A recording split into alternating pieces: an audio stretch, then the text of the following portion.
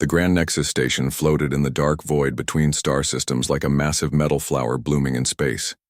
Its 5 arms stretched out for kilometers in each direction, each one built to honor a different alien civilization that ruled this part of the galaxy.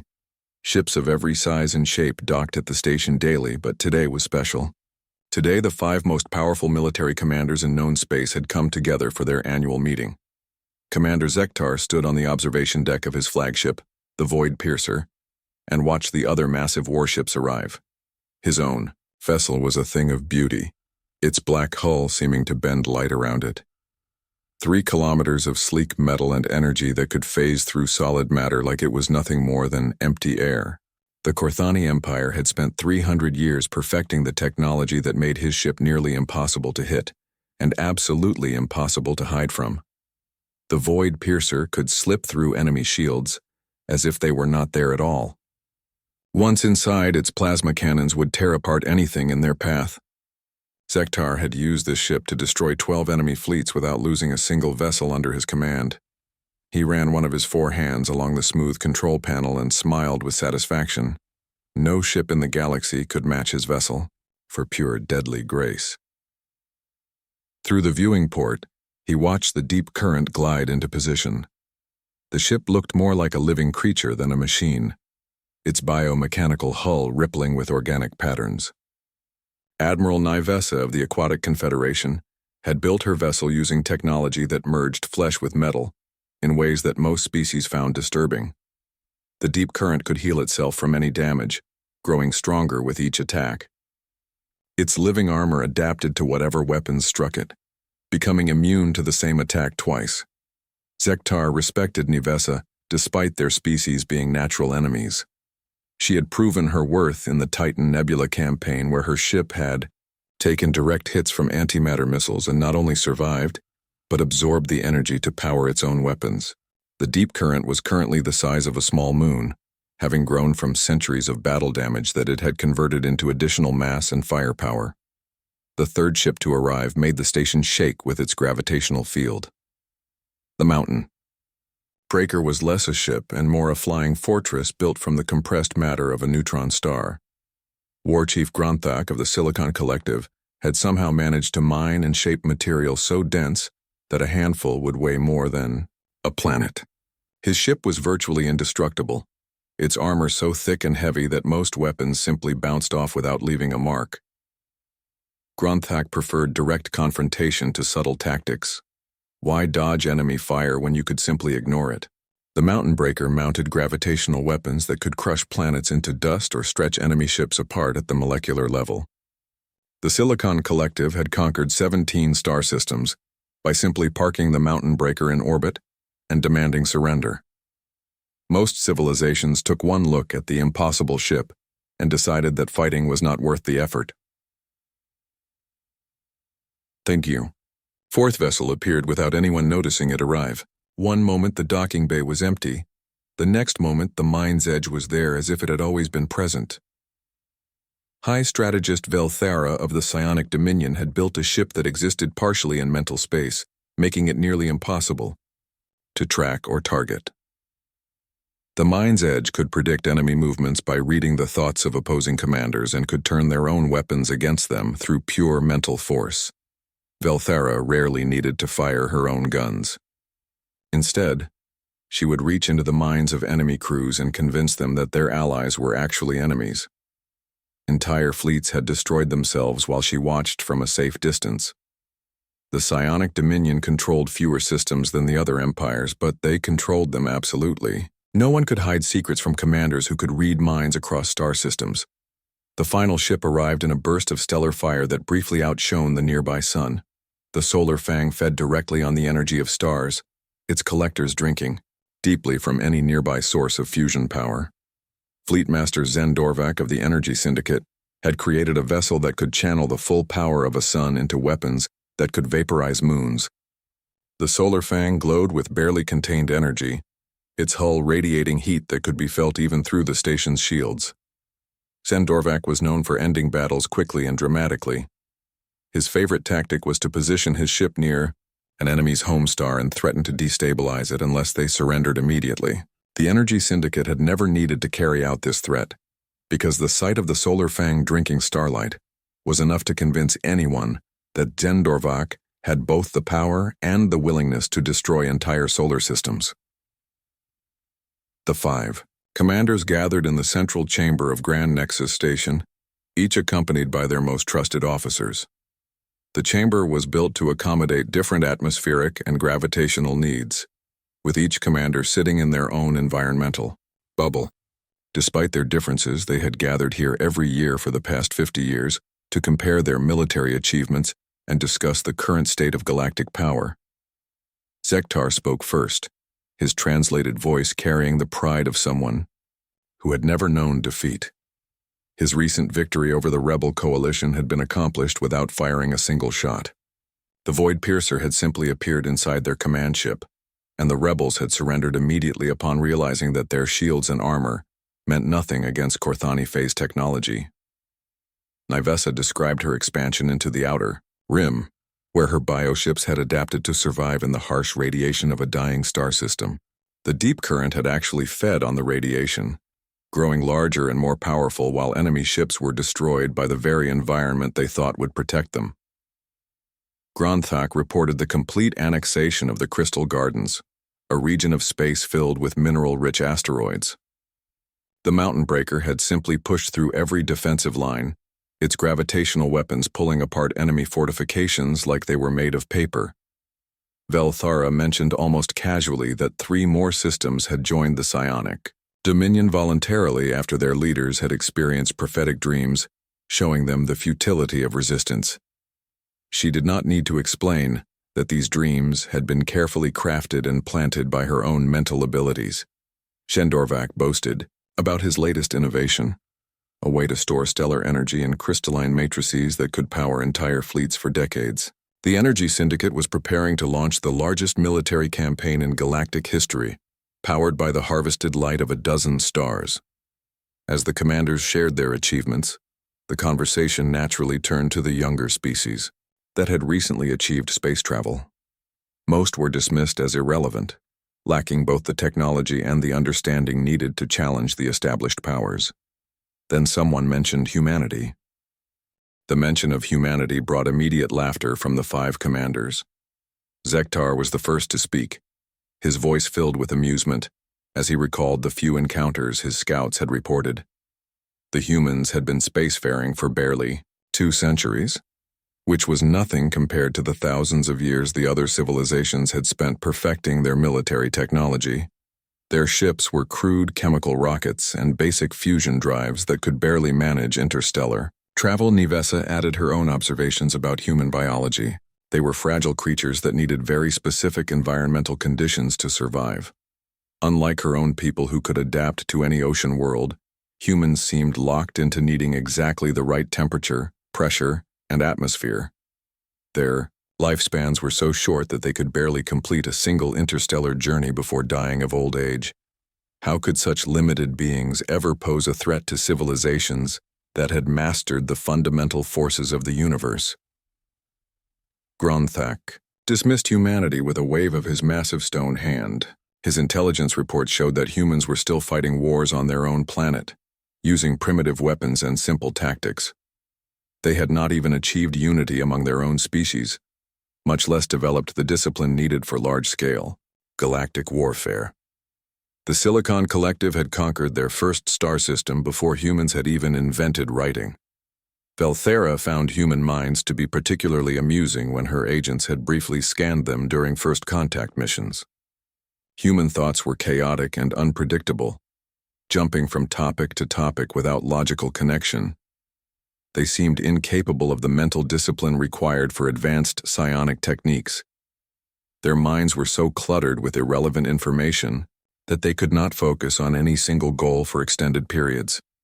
Zendorvak noted that human energy technology was laughably primitive.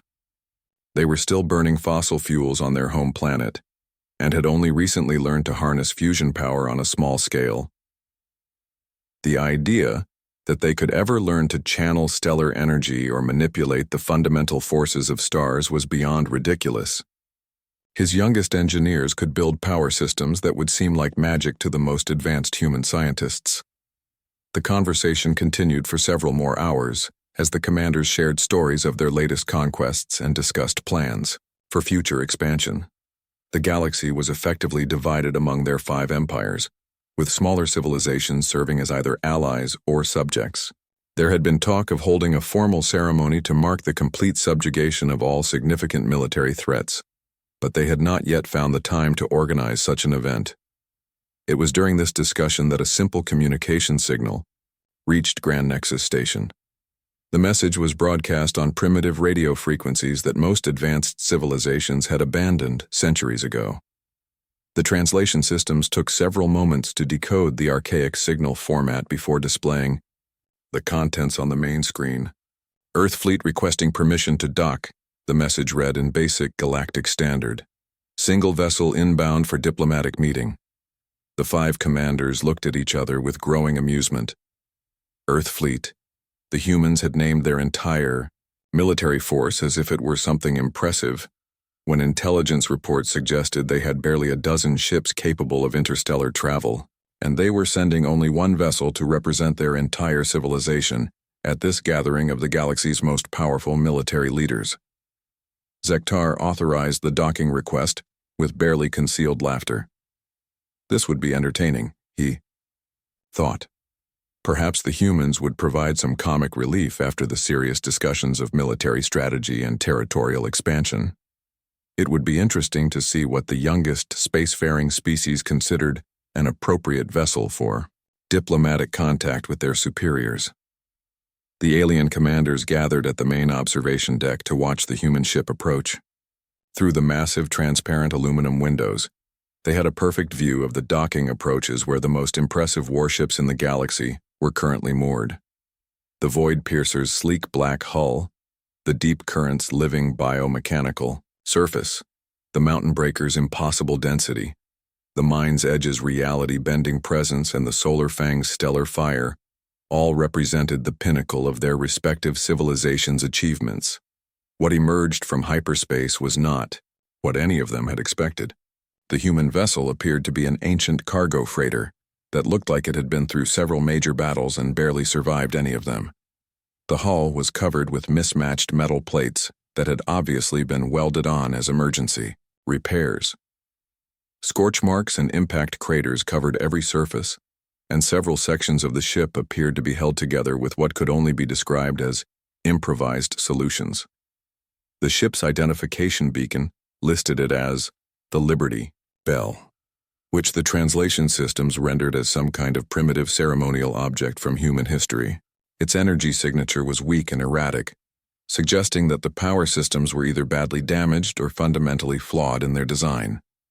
The vessel moved through space with an uncertain wobble that indicated either pilot inexperience or serious mechanical problems.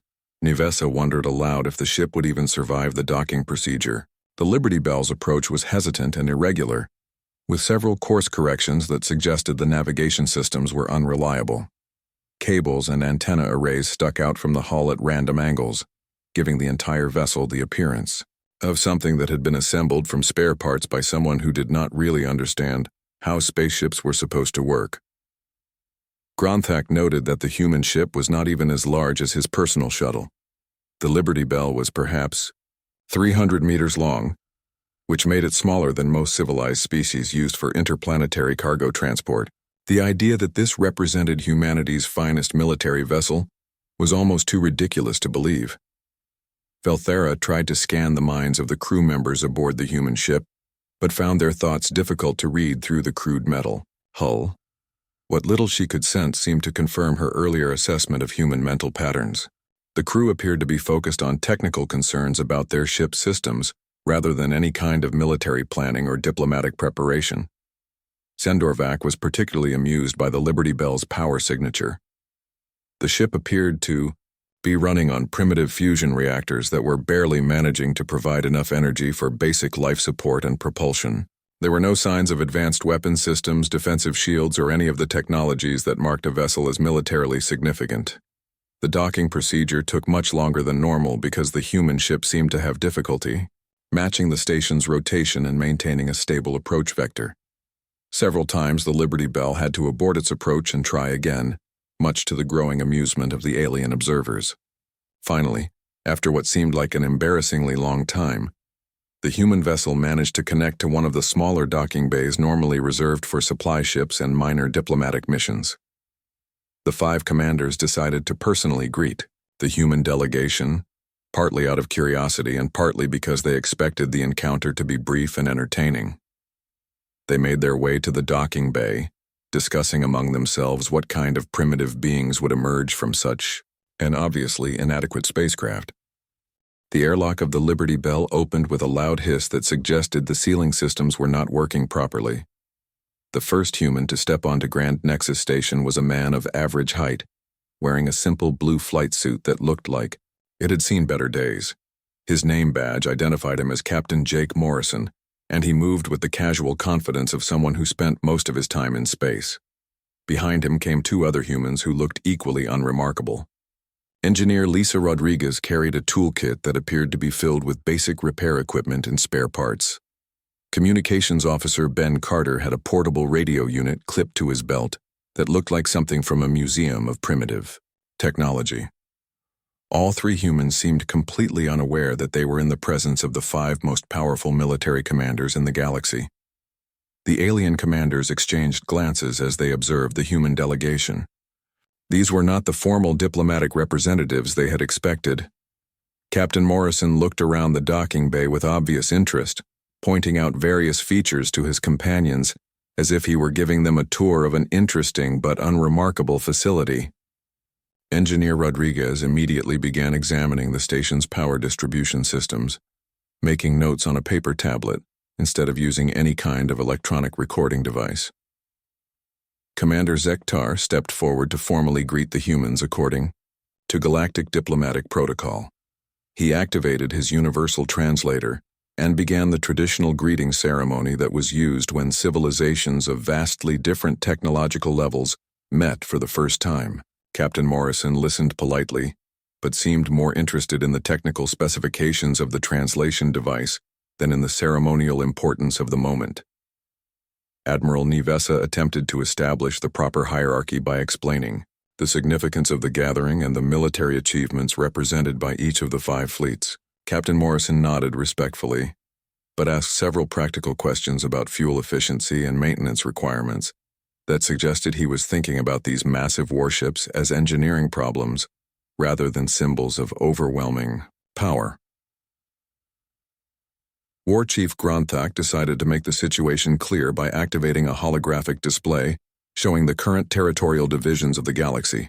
The map clearly illustrated how the 5 empires controlled all the strategically important star systems, leaving only minor worlds and frontier regions for smaller civilizations.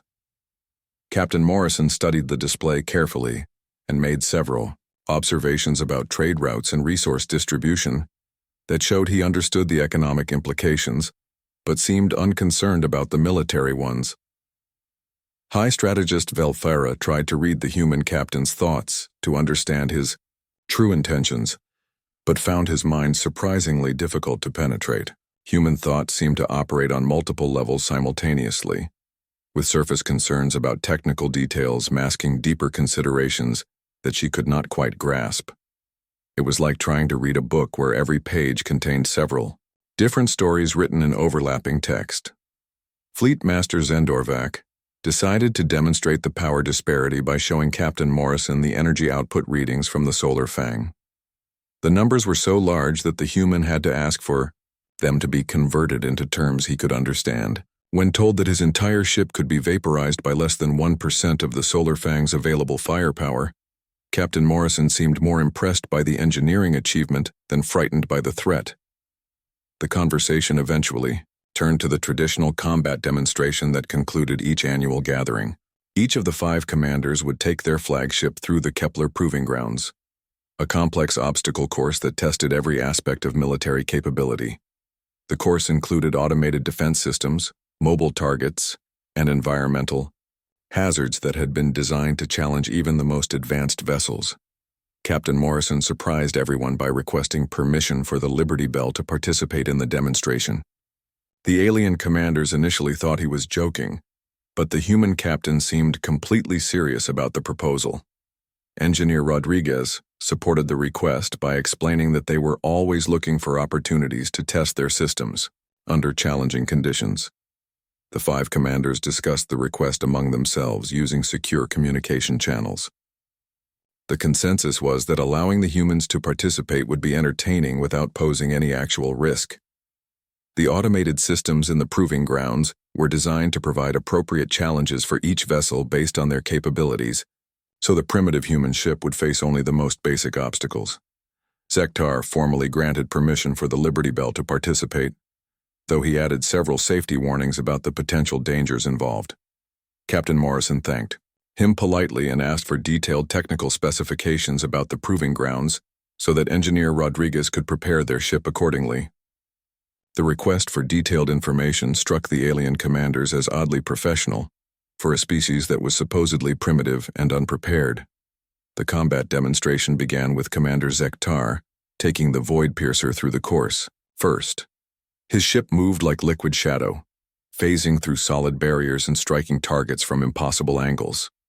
The automated defenses could not track something that existed partially outside normal space, and their weapons passed harmlessly through the Corthani vessel. The Void Piercer completed the course in record time without taking a single hit. Admiral Nivesa followed with the Deep Current, which approached the challenge differently. Instead of avoiding the defensive systems, her biomechanical ship absorbed their attacks and adapted to them. Each weapon that struck the Deep Current made it stronger and more resistant to similar attacks. By the end of the course, the ship had grown noticeably larger, and its hull had developed new defensive features in response to the various threats it had encountered. War Chief Gronthak demonstrated the Mountain Breaker's capabilities by simply ignoring every obstacle in its path. The massive ship moved through the course like an unstoppable force of nature, crushing barriers and absorbing weapon impacts without slowing down. Its gravitational weapons turned asteroids into dust and pulled apart automated defense platforms at the molecular level. The course was left significantly rearranged after the Mountain Breaker passed through it. High strategist Velthara showcased the mind's edge by turning the proving grounds against itself. Her psionic abilities convinced the automated systems that they were under attack by each other rather than by her ship. The defense platforms and mobile obstacles destroyed themselves while the mind's edge glided serenely through the chaos, never firing a shot or taking any damage. Fleetmaster Zendorvak concluded the alien demonstrations with a display of raw power that briefly turned the entire proving grounds into a miniature star. The Solar Fang channeled stellar energy into weapons that vaporized everything in their path, leaving only empty space where complex obstacles had existed moments before. The demonstration was so overwhelming that the automated systems had to be completely reset before the next participant could begin. Now it was humanity's turn to show what they could do. The Liberty Bell entered the Kepler proving grounds with all the grace of a wounded animal. The ship's movements were jerky and unpredictable, with sudden course changes that seemed to serve no tactical purpose. Captain Morrison's voice crackled over the communication system, reporting various technical difficulties as Engineer Rodriguez worked frantically to keep their failing systems operational. The 5 alien commanders watched from the observation deck with barely contained amusement. The human ship narrowly avoided collision with debris multiple times, its pilot apparently struggling to maintain basic control. When the first automated defense platform opened fire, the Liberty Bell's response was to emit a burst of electromagnetic interference that seemed more like a system malfunction than a defensive countermeasure. Commander Zektar commented that the humans appeared to be having trouble with their navigation systems. The Liberty Bell was following an erratic path that brought it dangerously close to several obstacles while completely missing obvious safe routes through the course. Engineer Rodriguez could be heard over the comm system, making increasingly desperate reports about power fluctuations and equipment failures. Admiral Nivesa noted that the human ship's hull was actually taking damage from impacts with small debris. Unlike her own biomechanical vessel that grew stronger from such encounters, the Liberty Bell seemed to be falling apart piece by piece. Several external components had already broken off, and scorch marks were appearing where the ship's primitive shields failed to deflect incoming fire. War Chief Grunthak observed that the humans were using their weapons in completely ineffective ways. Instead of concentrating fire on priority targets, they seemed to be shooting randomly in all directions. Their energy signatures were so weak that their weapons had no visible effect on even the smallest obstacles. It was like watching children play with toys designed to look like real military equipment. High Strategist Velthera tried again to read the thoughts of the human crew, but found their mental patterns even more chaotic than before. Captain Morrison seemed to be thinking about 17 different things simultaneously, while Engineer Rodriguez was focused entirely on technical problems that made no sense to an outside observer. Communications Officer Ben Carter appeared to be having conversations with multiple people at once, though sensors showed only 3 humans aboard the ship. Fleet Master Zen Dorvac was particularly amused by the Liberty Bell's power management. The ship's energy output was fluctuating wildly, with random spikes and drops that suggested their fusion reactor was either badly damaged or completely out of control. At several points, the ship seemed to lose power entirely before suddenly surging back to life with no apparent explanation. The human demonstration continued for much longer than any of the alien performances. While each of the 5 commanders had completed the course in a matter of minutes, the Liberty Bell had been struggling through the obstacles for nearly an hour. Captain Morrison kept requesting extensions to deal with various emergencies, and the alien commanders granted them partly out of curiosity, and partly because the display was so entertaining. It was Commander Zektar who first noticed something unusual about the human ship's erratic movements. His advanced sensors detected subtle patterns in what had appeared to be random course changes. The Liberty Bell's seemingly panicked maneuvers were actually following a complex mathematical sequence that perfectly predicted the timing of the automated defense systems. Admiral Nivesa began to pay closer attention to the electromagnetic interference that the human ship kept generating. What she had initially dismissed as equipment malfunctions were actually precisely timed bursts that disrupted the targeting systems of nearby defense platforms. The Liberty Bell was not taking random damage from debris impacts. It was deliberately collecting specific types of materials from the obstacle course. War Chief Grunthak realized that the humans were not shooting randomly at all. Their weapons fire was creating resonance patterns in the metal structures around them, gradually weakening key support points in ways that would not be obvious until much later.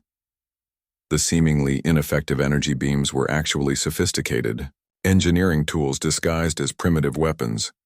High Strategist Velthara finally understood why she could not read the human minds clearly. They were not thinking chaotically.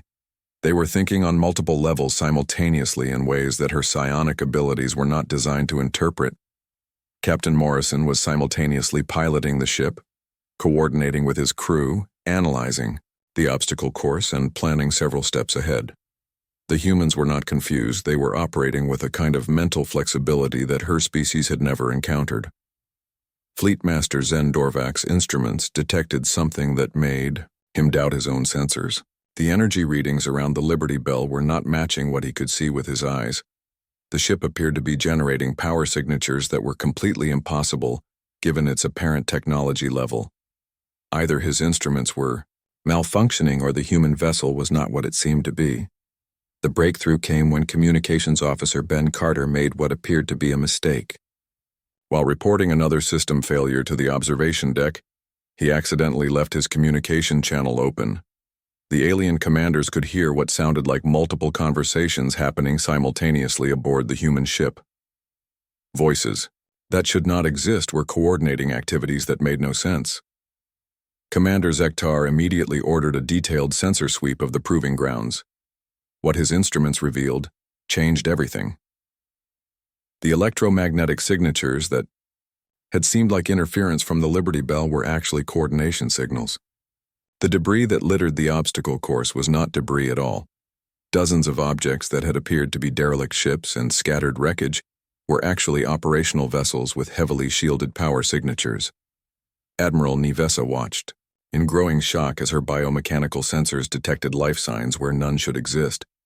The automated defense platforms that the other alien commanders had destroyed or bypassed were being quietly repaired and reprogrammed by small human maintenance craft that had been hiding in plain sight throughout the entire demonstration.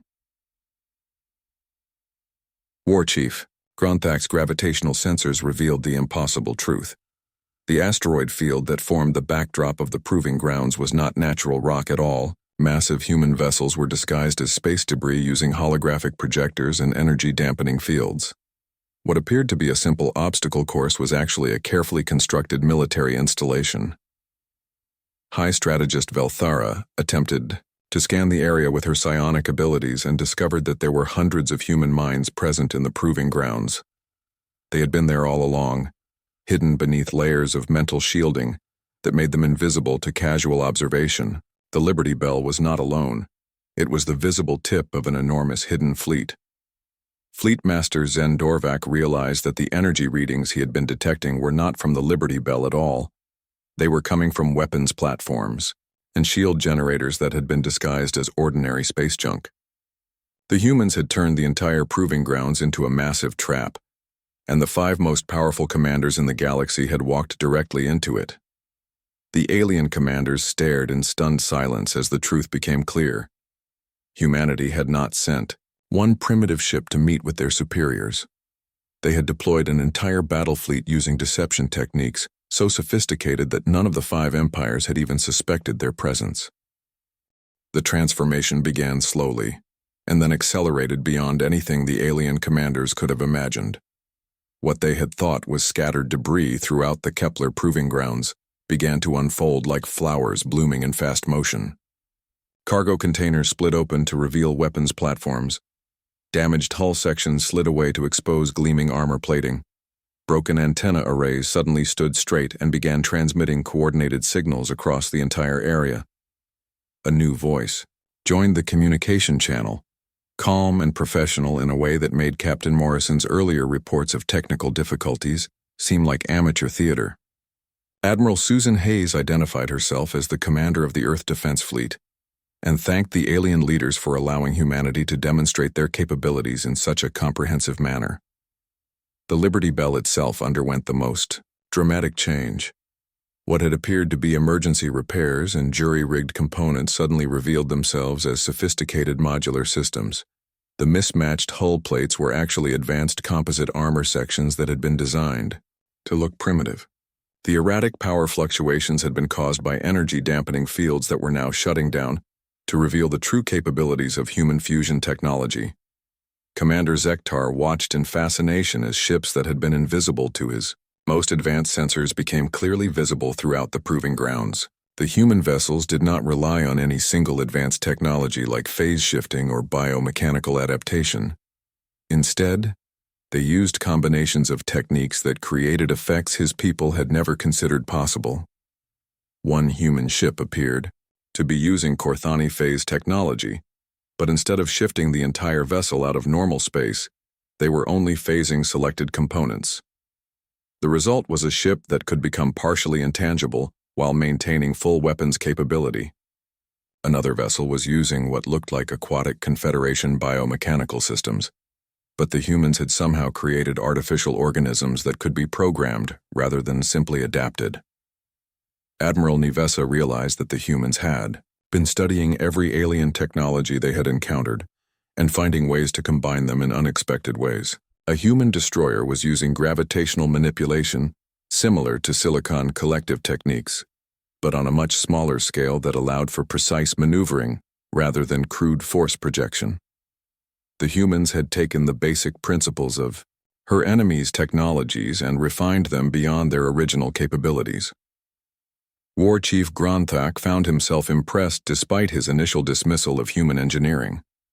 The massive human dreadnought that had been disguised as an asteroid was not built from neutron star material like his own ship, but it was using gravitational field manipulation to achieve similar levels of protection. The humans had found a way to bend space around their vessels without requiring the enormous mass that silicon collective technology demanded. High strategist Velthara discovered that human mental shielding was far more sophisticated than she had realized. The chaotic thought patterns she had detected were actually multi-layered defense systems that protected human minds from psionic intrusion while allowing them to maintain perfect coordination. The humans were not immune to mental manipulation. They had simply developed techniques for recognizing and countering it. Fleet Master Zen Dorvac observed human energy systems that operated on principles he had not seen before. Instead of directly channeling stellar power like his own ships, the humans were using cascade effects that amplified relatively small energy inputs into devastating outputs. Their weapons could not match the raw power of the solar fang, but they could be fired continuously without requiring connection to a star. The most shocking revelation came when Admiral Hayes explained that this demonstration represented only a small fraction of human military capability. The ships present in the Kepler Proving Grounds were a single expeditionary force designed for deep space reconnaissance and first contact situations. The actual Earth defense fleet consisted of thousands of vessels using technologies that had been specifically developed to counter the known capabilities of the 5 alien empires. Captain Morrison resumed his professional demeanor as he explained human military philosophy to the stunned alien commanders. Humanity had spent their brief time in space studying every conflict and every technological development they could observe, rather than trying to build bigger or more powerful ships than their potential enemies. They had focused on building ships that could turn enemy strengths into weaknesses. Engineer Rodriguez provided technical details that made the alien commanders reconsider everything they thought they knew about space warfare. Human ships were designed to be underestimated. Their modular construction allowed them to reconfigure for different mission profiles in ways that made them impossible to categorize. A human cargo vessel could become a weapons platform. A research ship could transform into a command center, and a simple transport could reveal itself as an assault carrier. Communications Officer Ben Carter demonstrated the human communication systems that had allowed perfect coordination between dozens of hidden vessels. Human technology did not rely on any single advanced breakthrough, but rather on the integration of many smaller innovations that worked together in ways that were greater than the sum of their parts. The alien commanders found themselves in the unprecedented position of having been completely outmaneuvered by a species they had considered primitive. The humans had not only hidden an entire fleet in plain sight, but they had done so using principles that none of the 5 empires had ever considered. Human deception was not based on superior technology, but on superior understanding of how their enemies thought and what assumptions they would make. Admiral Hayes offered a final demonstration that eliminated any remaining doubts about human capabilities. The automated defense systems that had challenged the alien ships were not simply repaired and reprogrammed. They were completely integrated into the human fleet network. Within minutes, the entire Kepler Proving Grounds had been transformed from a testing facility into a fortress under human control. The implications were staggering. If humans could take control of any automated system this quickly, then every space station, every orbital platform, and every robotic defense network in the galaxy was potentially vulnerable. The 5 empires had built their power on the assumption that their advanced technologies made them superior to younger species. But the humans had demonstrated that advancement was not about having the best individual technologies, but about using available technologies in ways that others could not predict or counter. Commander Zektar was the first to speak after the demonstration concluded. He acknowledged that humanity had proven their point and asked what they wanted from the 5 empires. Admiral Hayes smiled and explained that humans were not interested in conquest or domination. They simply wanted to ensure that the galaxy remained a place where different species could coexist and develop according to their own paths. The meeting that had begun with 5 alien commanders boasting about their superior warships ended with those same commanders quietly reconsidering their assumptions about power, technology, and the future of galactic civilization. Humanity had not proven that they were stronger than their potential enemies, but they had proven something far more disturbing. They had shown that strength itself might not be the most important factor in determining who would shape the future of the galaxy. The age of overwhelming technological superiority was ending, and the age of adaptive innovation was beginning.